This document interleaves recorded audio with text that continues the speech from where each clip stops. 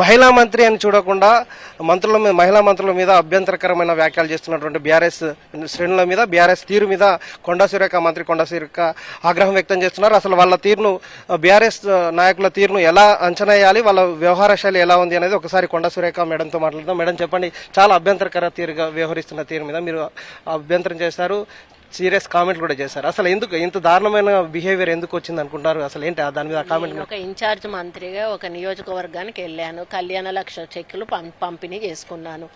ఒక ఎంపీ గారు గౌరవంగా చేనేత కార్మికుల సమస్యలను తెలుపుతూ వాళ్ళ నూలు అయినటువంటి దాన్ని ఇండికేషన్గా వేస్తూ అక్క నేను చేనేత సమస్యల మాల మీ మెడలో వేస్తున్నాను, ఈ సమస్యలను పరిష్కరించండి అని చెప్పాడు. నేను అన్న వేయించుకున్నాను, తప్పకుండా చేస్తాను అని చెప్పాను. అది అక్కడికి అయిపోయింది, క్లోజ్ అయిపోయింది కదా, ఊరుకోవాలి కదా.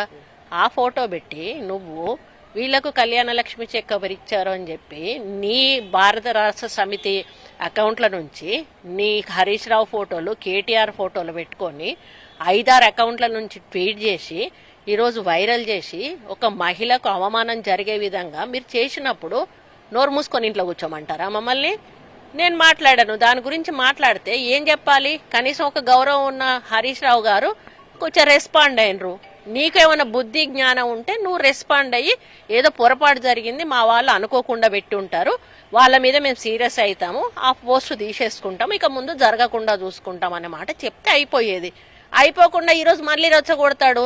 నాది దొంగేడు పంట, నేను హీరోయిన్ల మీద ఫోన్ ట్యాపింగ్ విషయం వచ్చినప్పుడు ఎందుకు స్పందించలే? అది చేయడం తప్పు కేటీఆర్ అని చెప్పినావు, నువ్వు చేసినావు కాబట్టి అది చేయడం తప్పు. వాళ్ళ ప్రైవేట్ లైఫ్లోకి నువ్వు ఎందుకు ఎంటర్ అయినావు, ఎంటర్ అవ్వాల్సిన అవసరం ఏముందని అడిగినా నేను. ఈ రోజు అదే అడుగుతున్నా, అది నువ్వు చేసిన తప్పు, నువ్వు వాళ్ళని బ్లాక్మెయిల్ చేసినావు, నువ్వు వాళ్ళని ట్యాప్ చేసినావు, నువ్వు వాళ్ళ వీడియోస్ ఆడియోస్ అన్ని కూడా నువ్వు స్టోర్ చేసుకొని వాటిని వాళ్ళకి వినిపించి వాళ్ళని బెదిరించి నువ్వు లొంగ తీసుకొని వాళ్ళని డ్రగ్స్కి అలవాటు చేసి ఈరోజు సమంతను చేనేత దానికి జాతీయ రాష్ట్ర మన అంబాసిడర్కి ఎవరు పెట్టారు? ఆయనే కదా పెట్టింది, పెళ్లి కాకముందు పెట్టాడు కదా. ఎందుకు పెట్టావు అది నీకే తెలవాలి. మళ్ళీ ఆమె పెళ్లి అయిపోయింది, వెళ్ళిపోయిందని ఆమె బతుకనియాలి కదా. మరి ఎన్కన్వెన్షన్ వాళ్ళు కూలగొట్టాలనుకుంటే కూలగొట్టకపోయినావు. నువ్వు కూలగొట్టేస్తే ఇప్పుడు ఈరోజు మేము కూలగొట్టే అవసరం రాకపోతుండే కదా. నువ్వు కూలగొట్టకుండా ఆమె పోనీ సరే నేను చెప్పింది తప్పే. మరి ఇప్పటి వరకు నాగ చైతన్యకి సమంతకి ఎందుకు విడాకులైనవి అనే విషయం ప్రపంచానికి తెలుసా? తెలియదు కదా. ఏమన్నా నాగార్జున సైడ్ నుంచి ఫ్యామిలీ నుంచి ఏమన్నా చెప్పారా? ఆ అమ్మాయి చెప్పుకోలేదు కదా ఈ విషయం. ఆ అమ్మాయి చెప్పుకుంటుందా? చెప్పుకోలేదు. మాకు ఇంటర్నల్ గా ఇచ్చిన తెలిసిన సమాచారం ఇండస్ట్రీ నుంచి. ఈ రోజు నాకు మా కోపం వచ్చింది, మాట్లాడాల్సి వచ్చింది, మాట్లాడితే నేను వాస్తవాలు మాట్లాడతాను. మీకు తెలుసు నాకు ఏదున్నా కూడా దాపరిక ఉండదు, మాట్లాడతాను. ఇక ముందు కూడా మాట్లాడతాను. కేటీఆర్ ఇదే చెప్తా ఉన్నా, ఈ రోజు నుంచి నువ్వు జిల్లాలలో తిరగవు, నువ్వు హైదరాబాద్ లో తిరగవు, నువ్వు ఇంట్లో నుంచి బయటికి రావు. నువ్వు ఇప్పటికైనా కూడా ఇప్పటికి మళ్ళీ మహిళా మంత్రులను వాళ్ళని మహిళా ఎంపీలను మాజీ ఎంపీ ఎమ్మెల్యేలను వాళ్ళని ఎగేసి మళ్ళీ తిట్టిస్తున్నాడు. అంటే నాకు సంబంధం లేదు అన్నాడు. మళ్ళీ ఆ పోస్టులతో నాకు సంబంధం లేనప్పుడు వాళ్ళని బయటికి తీసుకురా, వాళ్ళ అకౌంట్లు తీసుకుపోయి నువ్వు సైబర్ క్రైమ్లో నీ చేతిరాతతో ఇచ్చేసి పలానా అకౌంట్లు మా పేర్లు మా ఫోటోలు వాడుకొని పలానా పోస్ట్ పెడుతున్నారు, వీళ్ళతోటి మాకు ఎటువంటి సంబంధం లేదు, వీరి మీద చట్టపరమైన చర్యలు తీసుకోండి అని చెప్పి ఇచ్చిరా. వాళ్ళని అరెస్ట్ చేసుకుంటారు కదా. కానీ వాళ్ళు ఇక్కడ లేరే. నువ్వు అందరినీ దుబాయ్ పార్సల్ చేసినావు కదా. ఇప్పుడు 5 ఉన్నారు దుబాయ్లా. ఇప్పుడు మళ్ళీ నా వాయిస్ రికార్డు ఒకటి 10 సంవత్సరాల క్రితం వాయిస్ రికార్డు, అది మా మేనగోడలకి మాకు కుటుంబ సమస్య, అది మా మేనల్లుడు కూతురికి. ఈ రోజు నీకు అది ఎందుకు అవసరం? నీ కూతురిని నీ తండ్రికి అక్రమ సంబంధం అందగడితే నువ్వు ఊరుకుంటావా అని అడుగుతా ఉన్నా. ఇది ఒక సెన్సిటివ్ ఇష్యూ. నా మనవరాలు 3 సంవత్సరాలు ఉన్నప్పుడు ఒక మెసేజ్ పెట్టింది, నా భర్తకి నా మనవరాలకు అక్రమ సంబంధం ఉందని. దాన్ని చూస్తూ నేను ఊరుకుంటానా? నేను ఎందుకు తిట్టాను? నాకు ఇష్టం వచ్చినట్లు తిడతా. అవసరమైతే దాన్ని చంపాలి ఆ రోజు, కానీ చంపలేదు, తిట్లతో వదిలేసి పెట్టాను. ఆ ట్రోలింగ్ బంద్ చేయండి ఫస్ట్. అదేదైతే మీరు వాయిస్ వేస్తున్నారో అది బంద్ చేయండి. మేము చాలా సీరియస్ గా తీసుకుంటున్నాం, మీకు అర్థమైతే లేదు. ఇది ఎక్కడ దాకా పోతుందో తెలియదు. కేటీఆర్ నేను హెచ్చరిస్తా ఉన్నాను, దయచేసి ఇప్పటికైనా ఆపకపోతే మాత్రం మర్యాద ఉండదు. పోలీసులకు ఫిర్యాదు చేస్తారా, కేసు పెడతారా? ఇప్పటికైతే ఎమ్మెల్యేలు అందరూ కూడా పోలీస్ స్టేషన్లలో ఫిర్యాదు చేస్తున్నారు. మడికొండలో కొద్దిసేపటి క్రితం ఎమ్మెల్యే మన నాగరాజు వాళ్ళందరూ పోయి పిటిషన్ ఇచ్చారు. మీరు స్వయంగా ఏమన్నా కేసు పెట్టబోతున్నారా? అసలు మేము సైబర్ క్రైమ్ లో పెట్టేశాను ఆల్రెడీ. సైబర్ క్రైమ్ వాళ్ళు చూసుకుంటా ఉన్నారు. నేను ఆయనకు ఎవరికి మన స్పీకర్ గారికి కూడా తప్పకుండా డిస్క్వాలిఫై చేయమని చెప్పి కూడా నేను తప్పకుండా వారికి కూడా నా రిప్రజెంటేషన్ ఇవ్వడం జరుగుతుంది.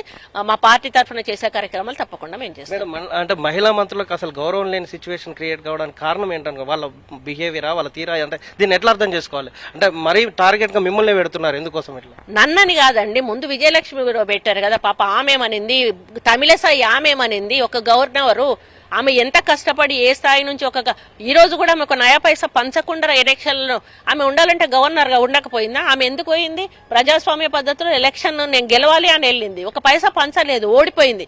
అయినా కూడా ఆమె బాధపడలేదే. అటువంటి ఆమెను ఏమంటారు? ఫైల్ తీసుకొని ఎక్కడో పెట్టుకున్నది అని అంటే మీ సంస్కృతి ఎక్కడ పోయింది? ఆ రోజు విజయలక్ష్మి ప్రభాకర్ అన్న మాట్లాడుకుంటుంటే ఇలా అన్నా అని చేసి మాట్లాడడం తప్ప దాన్ని వక్రీకరిస్తారా?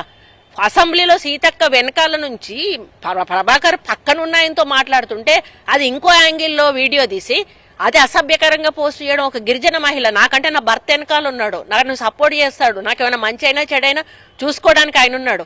కానీ సీతక్క పోరాటం చేసుకుంటే కింది నుంచి వచ్చిందే. ఆమె ప్రజల్లో ఎంత పేరు తెచ్చుకుంది, ఎంత కష్టపడింది. ఈ రోజు మంత్రి స్థాయికి వచ్చిందంటే మామూలు విషయం కాదు. ఆమెను కూడా ట్రోల్ చేయడానికి సిగ్గు అనిపించట్లేదు మీకు? మీరు ఎట్లాగో మహిళలను గౌరవించరు, మహిళా మంత్రులను ఇవ్వరు, ఇచ్చిన వాళ్ళకి అధికారాలు ఇవ్వరు. ఒక మహిళ అంటే మీ చెల్లె, మీ అమ్మ, మీ అక్క, మీ కూతురు అనుకుంటే చాలా తప్పు. ప్రపంచంలో ఉన్న మహిళలు ఈరోజు మహిళలు బస్సులలో పోతే బ్రేక్ డాన్స్లు అంటారా? బ్రేక్ డాన్స్లు ఎవరు నేర్పించారండి? ఈ రోజు బతుకమ్మ పేరిట బ్రేక్ డాన్స్లు నేర్పించింది నీ చెల్లె. బతుకమ్మ ఆడే విధానంలో మార్పు తెచ్చింది నీ చెల్లె. బతుకమ్మ ఆడే పద్ధతే పోయింది మొత్తానికి. ఈరోజు సంస్కృతే మార్చేశాడు. బతుకమ్మ సంస్కృతి, బతుకమ్మ ఆటపాటల సంస్కృతి మార్చేశాడు. ఆ విషయంలో నీ చెల్లెని అనాలి, బ్రేక్ డాన్సులు చేసింది, డిస్కో డాన్సులు చేసిందని. ఈ విషయంలో మీకు కాంగ్రెస్ ప్రభుత్వం నుంచి కానీ కాంగ్రెస్ పార్టీ నుంచి ఎలా మద్దతు? మా పిసిసి ప్రెసిడెంట్ గారు పూర్తి మద్దతు తెలిపారు. ఆయన అన్ని జిల్లాలకు కూడా ఇప్పటికే ఇన్ఫర్మేషన్ ఇచ్చారు. ఎక్కడా కూడా ఈ విషయంలో వెనక్కి తగ్గేది లేదు. ఎంతవరకైనా పోవడానికి సిద్ధంగా ఉన్నాం. అవసరం అయితే కేటీఆర్ ను అరెస్ట్ చేసేదాకా కూడా ఈ కార్యక్రమం ముందు. అర్జెంట్ గా ట్రోల్స్ తొలగించాలనే డిమాండ్. అవునండి, ఇప్పుడు కేటీఆర్ ఏదైతే వాయిస్ రికార్డు ఒక ట్విట్టర్ లో పెట్టింది కానీ ఒకవేళ వాళ్ళ ఛానల్లో ఏమైనా చేసినా కూడా తొలగించకపోతే మాత్రం ఇమ్మీడియట్ గా మాత్రం చర్యలు ఉంటాయి. ఇది టీఆర్ఎస్ ప్రభుత్వం వచ్చిన తర్వాత అసలు మహిళలకు గౌరవం, టీఆర్ఎస్ ప్రభుత్వం దిగిపోయిన తర్వాత మహిళలకు గౌరవం లేకుండా వాళ్ళ బిహేవియర్ ఉంటుంది. మహిళలను కించపరిచే తీరుగా వ్యవహరిస్తున్నారు. ఇప్పటికైనా హెచ్చరిస్తున్నాం. ఎప్పుడో జరిగిన 10 ఏళ్ల క్రితం కుటుంబ సమస్యకు సంబంధించినటువంటి అంశాన్ని ఇప్పుడు మళ్ళీ ట్రోల్ చేయడం, అలాగే ఒక ప్రోగ్రాంలో పాల్గొనడానికి కోసం వెళ్తే అక్కడ ఇచ్చినటువంటి నూలు పోగులకు సంబంధించిన దండను పట్టుకొని ట్రోల్ చేసే విధానాన్ని, కించపరుస్తున్న విధానాన్ని ఎట్టి పరిస్థితుల్లో సహించాం. ప్రతి అంశం అన్నింటినీ బయట పెడతాం. కేటీఆర్ని అరెస్ట్ చేసే వరకు కూడా మేము వెనుకకు పోయేది లేదు. ఇప్పటికైనా తీరు మార్చుకొని జరిగిన సంఘటనకు సంబంధించి స్పందించి సారీ చెప్పి జరిగిన పొరపాటును సరిదిద్దుకోవాల్సిన అవసరం ఉంది. లేకపోతే మాత్రం పూర్తి స్థాయిలో పార్టీ కూడా తనకు మద్దతు ఉంది. అన్ని జిల్లా కేంద్రాల్లో దీనికి సంబంధించిన నిరసన కార్యక్రమాలకు దిగబోతున్నాం. దాంతో పాటుగా ఇప్పటికైనా కేసీఆర్ లాంటి వాళ్ళు జరిగిన పొరపాటును సరిదిద్దుకోవాల్సిన అవసరం ఉంది. ఒక హరీష్ రావు పద్ధతిగా స్పందించారు కానీ మిగిలిన వాళ్ళు స్పందించలేదు. మహిళలు అంటే వాళ్ళ కుటుంబ సభ్యులే కాదు, రాష్ట్రంలో ఉన్న అందరు మహిళలుగానే చూడాల్సిన అవసరం ఉంది. వాళ్ళ సంస్కృతిని, ఈ విధానంతో వాళ్ళ సంస్కృతికి అద్దం పడుతున్న తీరైతే ఉందని కొండా సురేఖ చెప్తున్నారు. అలాగే వాళ్ళకి హెచ్చరిక కూడా జారీ చేస్తున్నారు. జరిగిన సంఘటనలకు సంబంధించి వెంటనే మార్చుకోకపోతే ఖచ్చితంగా పోలీస్ కేసులు పెట్టడమే కాకుండా వాళ్ళని అరెస్ట్ చేసే వరకు మేము ఉద్యమాన్ని ఉధృతం చేస్తామని హెచ్చరిస్తున్నారు. వాజిత్ తరుణ్ కుమార్, NTV వరంగల్.